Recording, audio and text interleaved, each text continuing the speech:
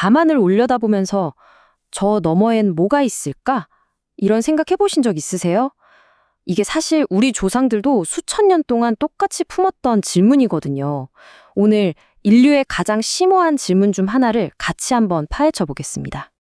네, 바로 이 질문이죠. 정말 근본적인 질문이에요. 한번 생각해 보세요. 수십억 개의 은하가 있고 그 안에 또 수천억 개의 별이 있잖아요. 이 어마어마하게 넓은 우주에 정말 우리만 있을까요? 와, 상상만 해도 좀 아찔하지 않나요? 자, 그럼 이렇게 거대한 질문에 과학자들은 어떻게 답을 찾아갈까요? 그냥, 있을 것 같아 하고 추측만 하는 게 아니고요. 아주 체계적인 틀을 가지고 접근합니다. 그게 바로 드레이크 방정식이라는 건데요. 여기서 진짜 중요한 건 이 방정식으로 딱 떨어지는 정답을 구하려는 게 아니라는 점이에요. 그보다는 이 거대한 질문을 마치 우주적인 요리법처럼 우리가 다룰 수 있는 작은 재료들로 하나하나 나눠보는데 그 의미가 있는 거죠. 이 그림을 보시면 드레이크 방정식이 뭔지 딱 감이 오실 거예요. 자, 맨 처음에 저 거대한 파란색 막대 보이시죠? 저게 우리 은하의 모든 별이라고 생각하시면 돼요.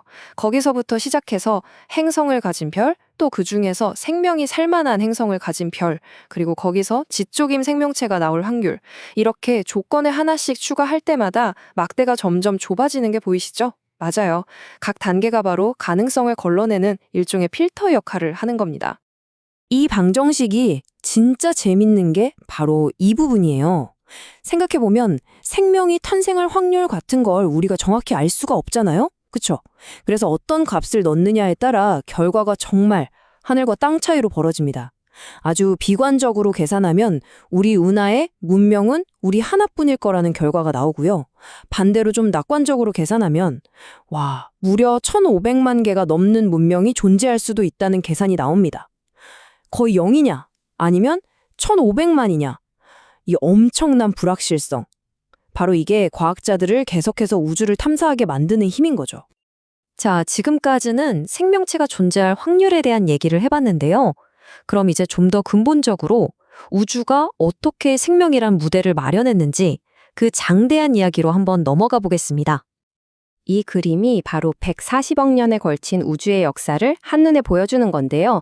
저 왼쪽 끝, 빅뱅에서 시작된 시간의 화살이 어떻게 오른쪽의 현재, 바로 우리 인류까지 이어졌는지 한번 보세요. 정말 어마어마한 시간이죠. 그러니까 우주는 이 기나긴 시간 동안 생명이 태어날 수 있는 이 복잡한 무대를 정말 차근차근 아주 공들여서 만들어 온 셈입니다. 보시면 처음에는 단순한 입자였죠. 그게 모여서 은하가 되고 별이 태어나고 또 행성이 만들어졌어요. 그리고 그 행성에서 화학 반응이 일어나고 마침내 생물이, 그리고 우리처럼 문화를 가진 존재가 나타난 거죠. 이 단계들을 쭉 따라가 보면 우리의 존재가 얼마나 거대한 우주적 이야기의 한 부분인지 느껴지지 않으세요? 우리는 이 모든 과정의 결과물인 겁니다.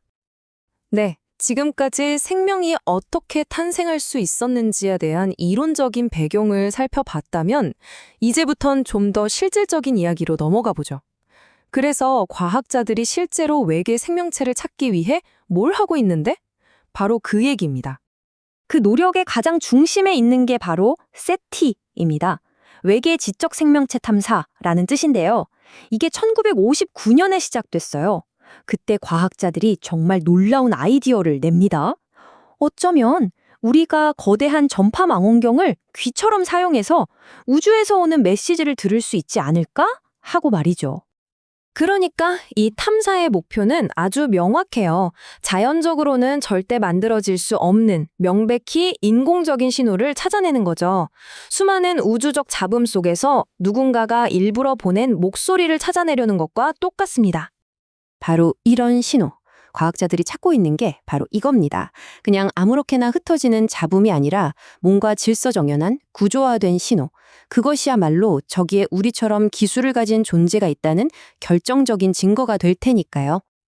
그렇게 수십 년이 흘렀습니다. 전 세계의 수많은 과학자들이 밤하늘을 향해 끊임없이 귀를 기울여 왔죠. 그 결과는 어땠을까요? 네, 이 한 문장이 모든 걸 말해줍니다. 지금까지 들려온 건 오직 깊고 고요한 침묵뿐이었습니다.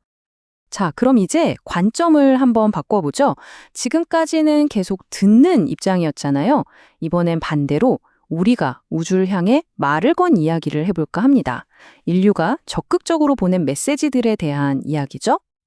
여기 보이는 것들이 바로 그 증거들인데요. 이제는 태양계를 벗어나서 아주 먼 우주를 여행하고 있는 탐사선에 실어 보낸 것들입니다. 말하자면 우주라는 거대한 바다에 띄러 보낸 병숙의 편지 같은 거죠. 혹시라도 누군가 발견해 주길 바라면서요. 우리가 인류를 대표하기 위해 뭘 보냈는지 한번 보세요. 참 흥미롭지 않나요?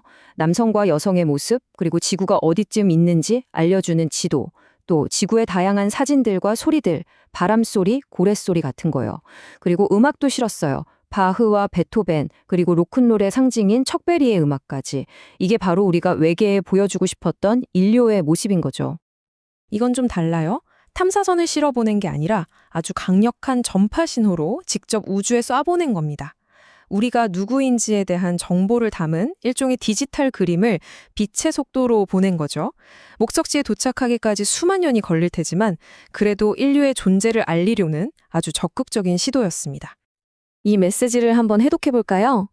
맨 위부터 차례대로 우리의 숫자 체계를 보여주고요.